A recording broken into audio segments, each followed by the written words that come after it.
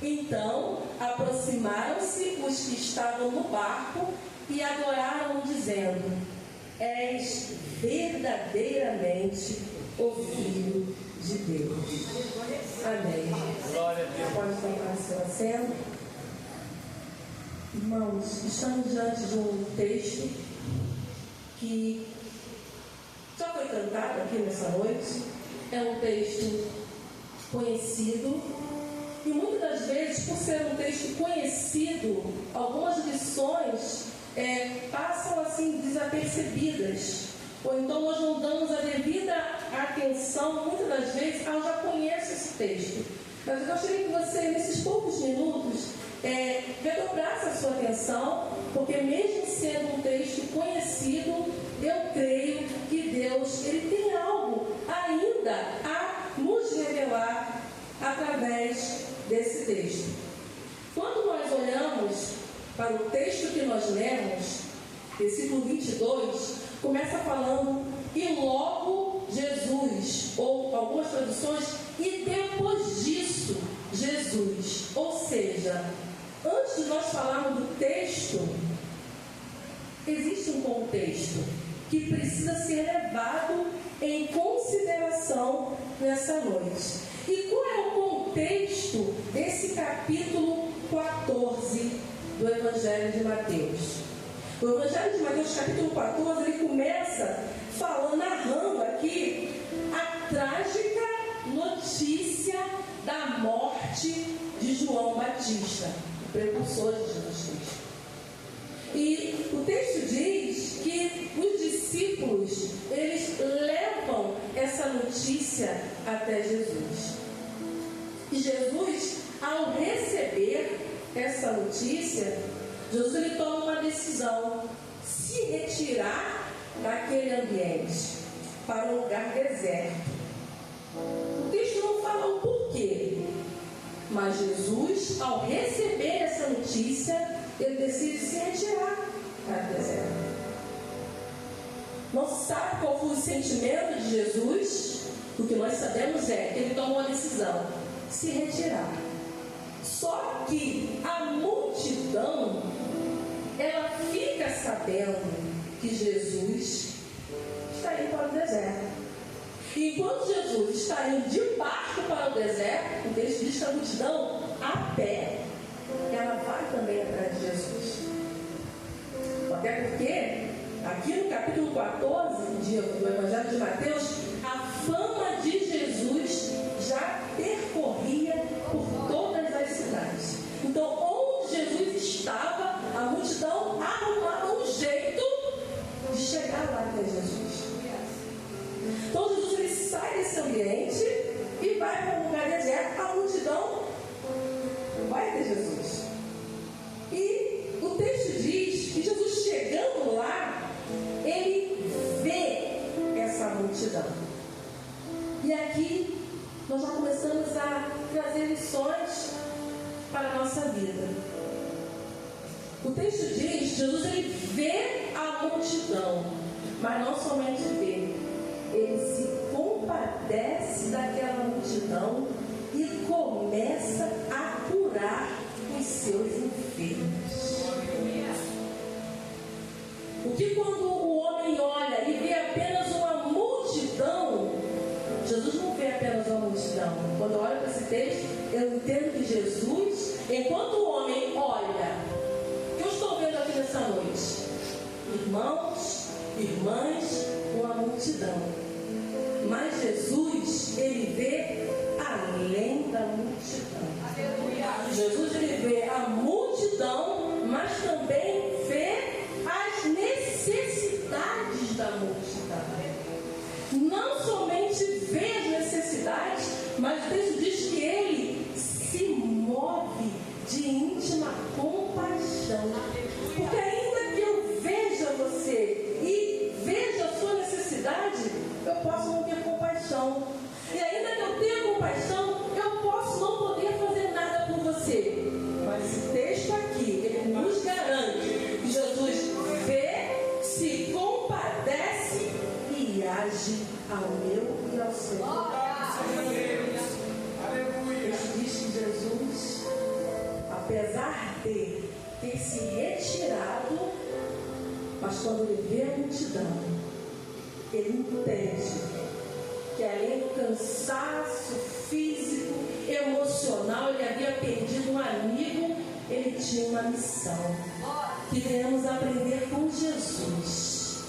Muitas das vezes, o chamado, ele vai custar caro. Momentos que você gostaria de se retirar, ficar quietinho, mas você vai ver uma multidão que precisa daquilo que o Pai colocou nas suas mãos. Oh, aleluia! Quantos estão aqui nessa noite que, se você fosse olhar para a sua condição humana, física, financeira, emocional, você não estaria aqui, mas você entende que você tem uma missão, você tem um chamado. Então o texto diz que Jesus ali, ele começa a curar. E no decorrer do texto diz que, chegando à tarde, os discípulos começaram a perceber que estava ficando muito tarde.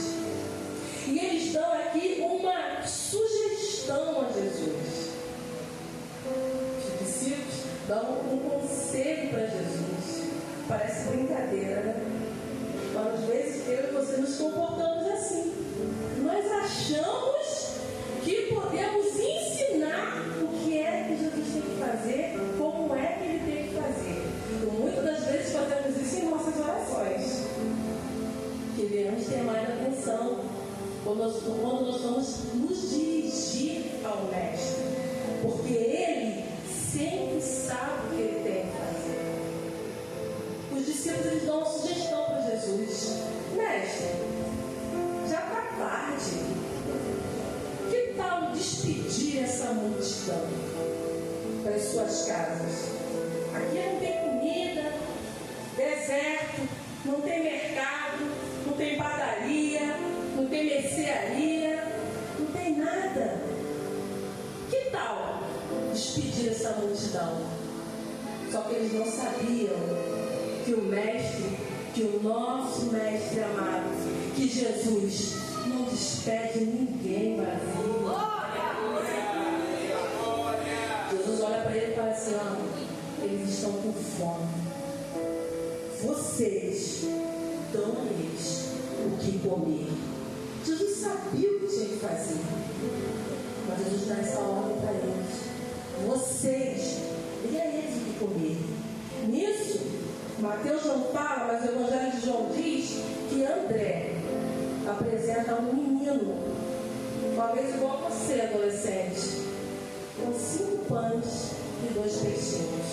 E André fala: mas o que é isso aqui para toda essa multidão? Só que André não sabia que enquanto está na nossa mão é pouco, mas quando nós passamos para a mão de Jesus, se transforma em milagre. Aleluia! Talvez, adolescente, você chegou aqui nessa noite, você se acha tão pequeno, você acha que você tem tão pouco. Sabe por quê? Porque está nas suas mãos. Mas nessa noite, o Espírito Santo te diz: coloque nas mãos do Mestre. Não retenha, não. Coloque nas mãos do Mestre. Apresente ao Mestre aquilo que você tem. Pode ser pouco, mas quando você apresenta aquele que pode todas as coisas, o milagre ele acontece. Oh, aleluia! Aleluia! E apresenta aquele que ele ficou pouco e coloca nas mãos de Jesus. O texto diz que Jesus, ele ergue aos céus aquele alimento. E quando ele abaixa sua mão, ele já começa a distribuir para aproximadamente 5.000 pessoas. Você consegue entender que essa noite é a noite de milagres? O que você tem nas suas mãos? Apresente ao Senhor, que o milagre pode acontecer. E o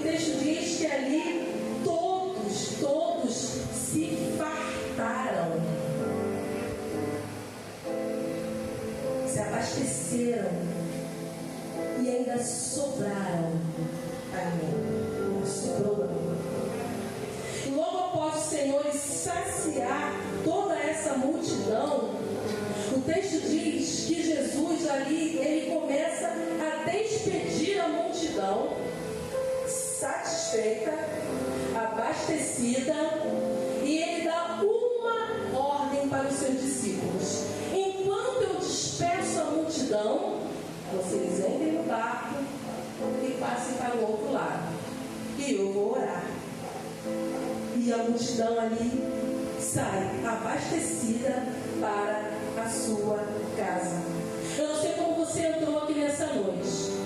Talvez você entrou vazio.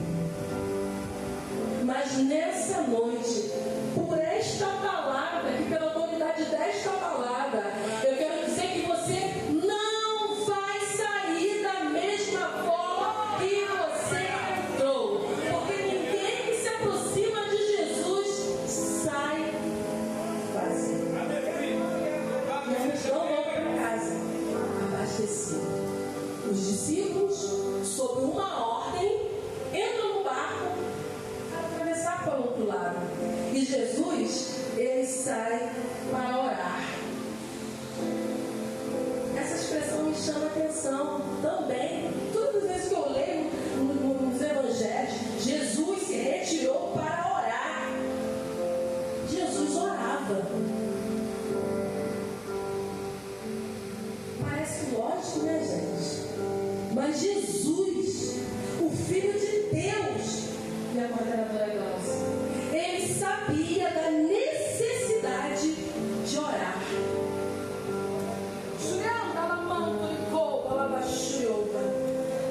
Jesus orava. Jesus entendia da necessidade de orar. E eu? E você?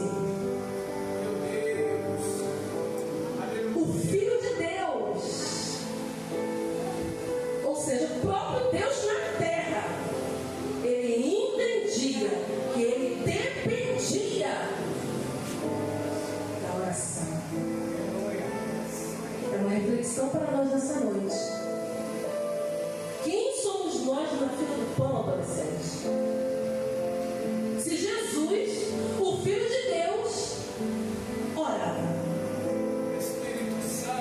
por que hoje algumas pessoas não gostam de orar? Como está a nossa vida de oração? Como está a nossa frequência nos cultos de oração? É para nós pensarmos, porque Jesus, Filho de Deus, entendia a necessidade de orar. Então, dá uma ordem,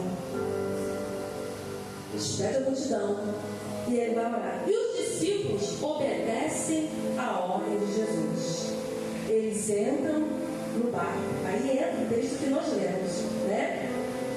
Logo Jesus compeliu, ou seja, deu uma ordem aos seus discípulos a entrar no barco e a passar adiante dele para o outro lado, enquanto ele despedia a multidão. E, despedindo a multidão, ele subiu para o monte para orar à parte. Vindo à noite, estava ali sozinho. Só que os discípulos entram no barco e o texto diz que no meio do mar, não foi no início, o texto diz que no meio do mar, o barco começou a ser açoitado pelas ondas e pelo vento. E era um vento contrário, não era um vento comum, era um vento, o texto diz, contrário, incomum. E isso aqui me chama a atenção. Eu também já tiro uma lição para aplicar nas nossas vidas. Os discípulos estavam sob uma ordem de Jesus, mas isso não impediu, mesmo eles estando em obediência, não impediu que o mar se levantasse no meio da caminhada. O fato de estar sob uma ordem de Jesus não me isenta de enfrentar grandes tempestades. Isso é uma grande lição que nós precisamos massificar nas nossas vidas e na vida dos adolescentes. Sabe por quê, meus pastores? Hoje prega-se o evangelho de morango ao leite. Eu falo só para os adolescentes. São mensagens, muitas das vezes, youtubianas, que pregam um evangelho que não tem sofrimento, que não tem vento, que não tem doença, que não tem, está sempre tudo bem. Quando Jesus deixou em sua palavra, no mundo tereis aflições. No mundo nós teremos aflições, sim. Em nossa caminhada, mesmo obedecendo uma ordem de Jesus, mesmo cumprindo uma ordem de Jesus, isso não vai me isentar de enfrentar grandes tempestades. E percebe que foi no meio. Ou vontade de voltar. Quem nunca? Estou falando com pessoas normais. Amém? Amém? Quem nunca chegou no meio da caminhada e falou: não dá para seguir. Eu não consigo. Eu não aguento. Eu não posso. Quantos estão aqui nessa noite que entraram aqui por essas portas? Estão com esse pensamento. Por quê? As ondas estão açoitando o seu barco. O vento está soprando muito forte na sua caminhada, mesmo estando sob uma ordem de Jesus. Só que o texto diz que em meio a esse vento, em meio a essa tempestade, versículo 25, a quarta vigília da noite, Jesus foi ter com eles andando sobre o mar. Jesus, ele vem. Jesus, ele sempre vem. Jesus, ele vem. Oh, aleluia! O nosso consolo, o nosso conforto nessa noite é saber que mesmo em meio ao vento forte, ele vem. Aleluia! Aleluia! Só que o interessante é que as vigílias, elas eram divididas em 4. E a primeira vigília da noite, ela era das 18 às 21 horas. Ou seja, Jesus não veio na primeira vigília. A segunda vigília, ela era da 21 horas à meia-noite.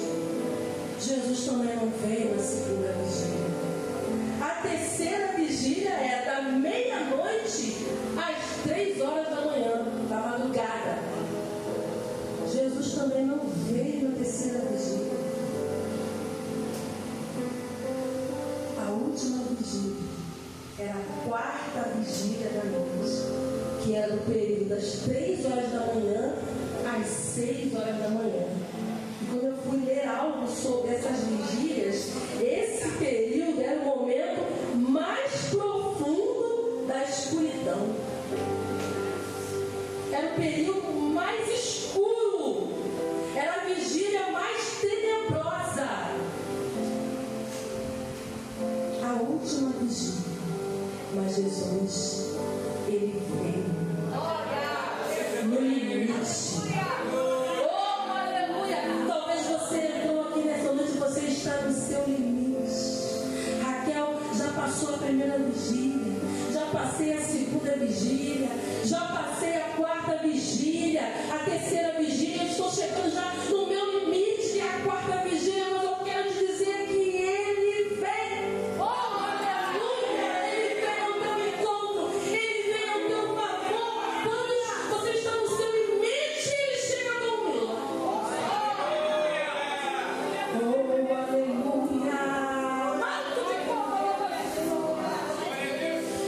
Lembrei daquela viúva de Naim já estava chegando na porta da cidade com seu filho morto. Porta quer dizer limite, mas o texto diz que quando aquela viúva estava chegando com seu único filho morto, ela ia atravessar a porta da cidade. Porta significa limite. Quando ela chega na porta, Jesus vem ao Senhor. Ou seja, você não vai ultrapassar os seus limites, porque Jesus nessa noite, Ele chega no teu limite. Oh, Espírito Santo de Deus, eu não sei quanto tempo você tem esperado. Eu imagino o desespero dos discípulos. Aqui o texto não fala, mas imagino o desespero, sozinhos, sem o mestre, sem a presença do mestre. E o texto diz que o vento era contrário, o barco era açoitado e era aquele vento. O desespero, o tempo passando, manto de cova, lava chuva. E muitas das vezes o tempo, ele é o nosso maior inimigo. Porque começa a vir o desespero. Manto de cova, lava chuva. Será que o mestre não vem? Será que o mestre não vem? Como diz aquele louvor? Será que não vem? Será que eu vou perecer? Quantas vezes é esse louvor que está nos nossos lábios em determinadas situações? Será que o mestre não está vendo? Será que eu vou morrer nessa situação? Mas nessa noite, o Espírito Santo fala para Deus. Manto de cova, lava, eu sou o Deus que contempla o seu limite nessa noite. Eu sou um Deus que diz basta nessa noite. Eu sou um Deus que estou dando ordem nessa noite. Aquieta vento, acalma mar, porque eu cheguei. Papo de cova, lava.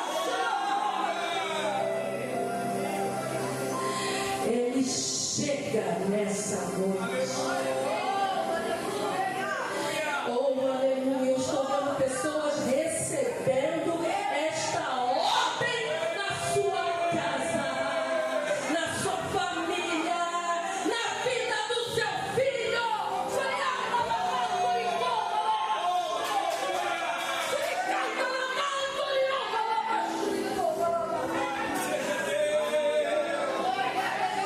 Oh, aleluia. O choro pode durar uma noite, mas a alegria vem ao amanhecer. A quarta vigília da noite, ela é até às 6 da manhã. O choro pode durar uma noite, mas a alegria ela vem ao amanhecer. Oh, aleluia. Deus está nesse lugar. E o texto diz que Jesus, ele vai ao encontro. E quando os discípulos o viram, versículo 26, andando sobre o mar, eles se perturbaram, se amedrontaram e disseram: é um fantasma. Gritaram de medo. Irmãos, os discípulos não conheciam a Jesus? Os discípulos não andavam com Jesus? Os discípulos não comiam com Jesus? Os discípulos presenciavam milagres com Jesus? Mas o medo foi tanto, foi tamanho, que eles não conseguiram reconhecer a Jesus. E é isso que o medo, o pavor, o desespero feito na vida de muitos. Não tem conseguido identificar a presença de Jesus em meu.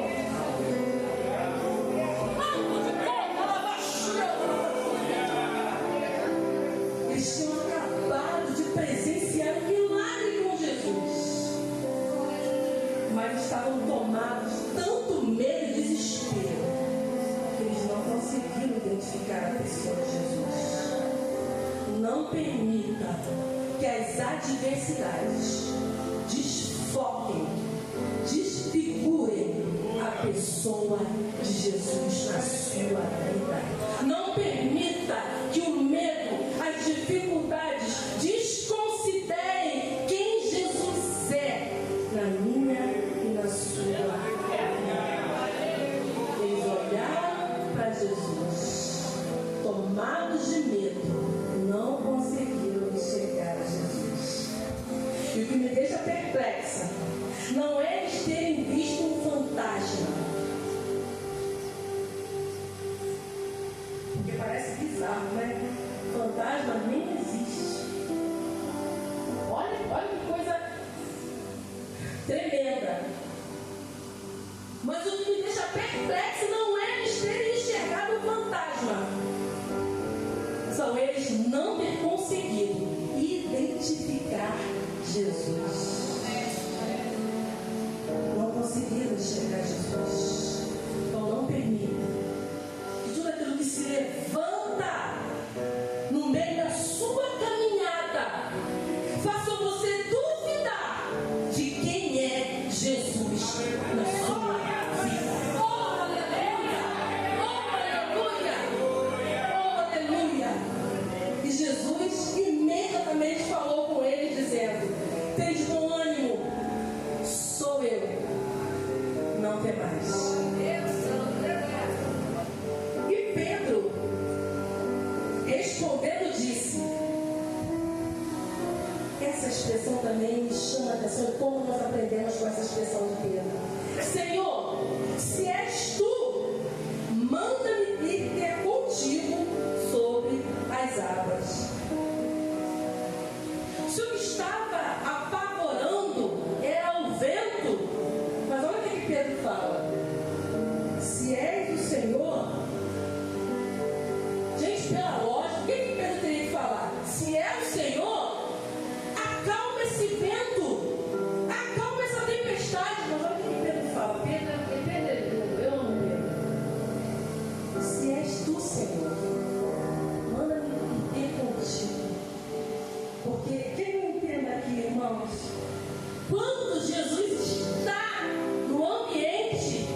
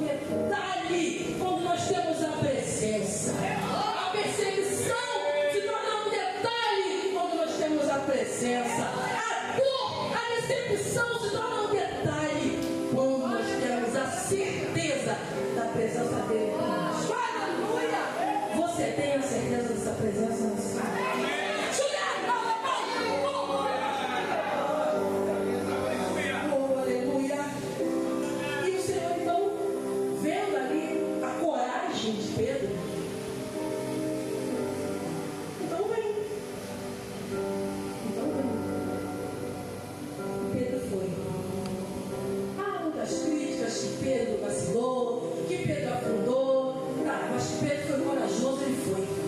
Oh, aleluia! E Pedro ele vai. Só que no meio da caminhada, novamente, no meio do percurso, cuidado com o percurso. Começar é muito bom, mas cuidado com o meio. Deus está falando aqui nessa noite. O texto diz que no meio ali do percurso, Pedro ele sente medo. Ele tira os olhos de Jesus e começa a ficar preocupado com as ondas, com as águas, com o vento. Ele começa a afundar. Não tire os olhos de Cristo. Não tire os olhos de Cristo. A impressão é pedagógica. Não tire os olhos de Cristo, porque senão você vai ficar.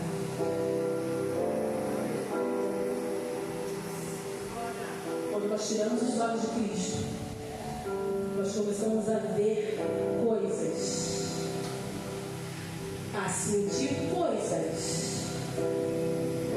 a pensar coisas, a desejar coisas que não condizem com a pessoa, com a autoridade de Jesus Cristo. Aleluia. Não tire os olhos de Cristo.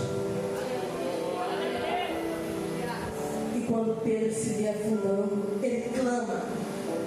Ele clama. E o texto diz que o Senhor imediatamente estendeu a sua mão, segurou e disse: "Oh pequena fé, por que duvidaste?" E quando eles entraram no barco, o vento cessou. Os que estavam no barco, vindo adoraram, dizendo: "Verdadeiramente, tu és o Filho de Deus." Eu já estou encerrando essa mensagem. O Evangelho de Mateus termina com esse texto, com eles adorando a Jesus, reverenciando a Jesus, se curvando a Jesus, reconhecendo que Jesus era verdadeiramente o Filho de Deus. Mas o Evangelho de João, que traz o mesmo texto, encerra de uma forma magnífica. João 6:21. Imediatamente o barco chegou à terra para onde iam. Ou seja, eles chegaram no destino.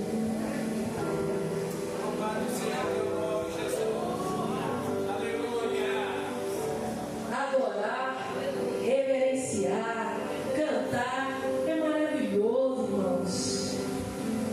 Mas João ele traz algo mais importante, um detalhe: chegar no destino é melhor. O texto de João diz, o mesmo texto, que eles chegaram do outro lado, no destino que Jesus havia dado a ordem. Eu e você temos um destino, e não é aqui nessa terra, é a Canaã celestial. Estamos caminhando para lá.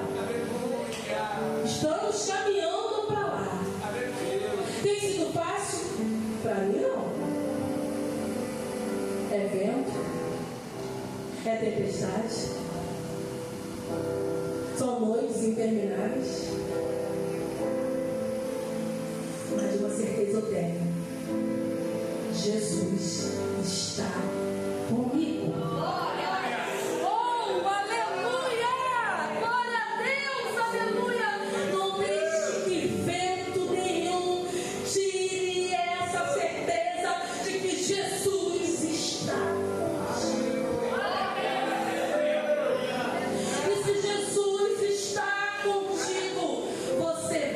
Chegar no